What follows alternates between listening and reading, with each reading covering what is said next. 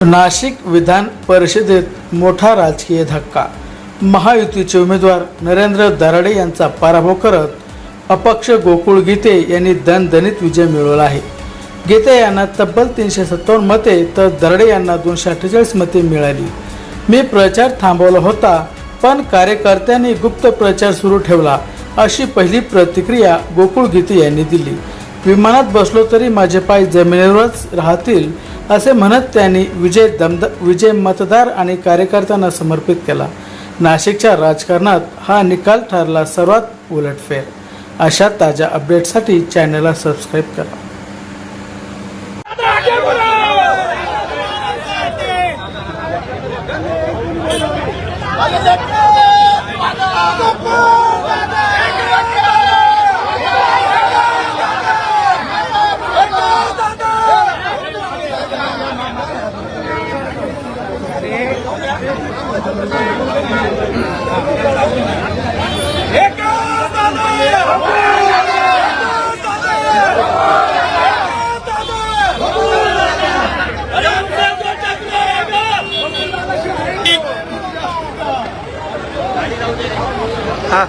हा विजय झाले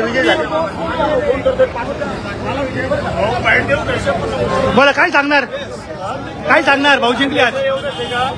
या मतदारांनी गोकुळ भाऊवर जो विश्वास ठेवला तो गंभीरपणे ठेवला आणि लोकांना ठाम नेतृत्व पाहिजे होतं, ते गोकुळ भाऊंच्या रूपाने त्यांना मिळालं। आणि गोकुळ भाऊ याच्या पुढे पण ते मतदारांच्या पाठीशी आणि नाशिक जिल्ह्याचा विकास करण्यासाठी सर्व मतदारांचे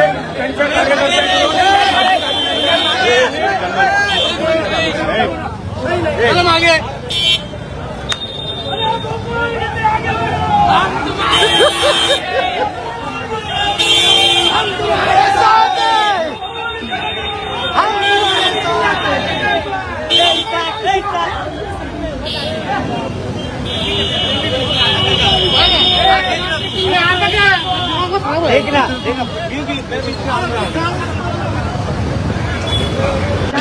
आता लेस आहे तर समजून जायला पाहिजे ना तुम्ही।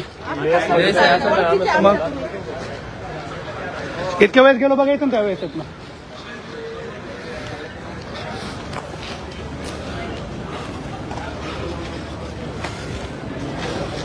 डिक्लेअर केलं किती? 357 डिक्लेअर झालं।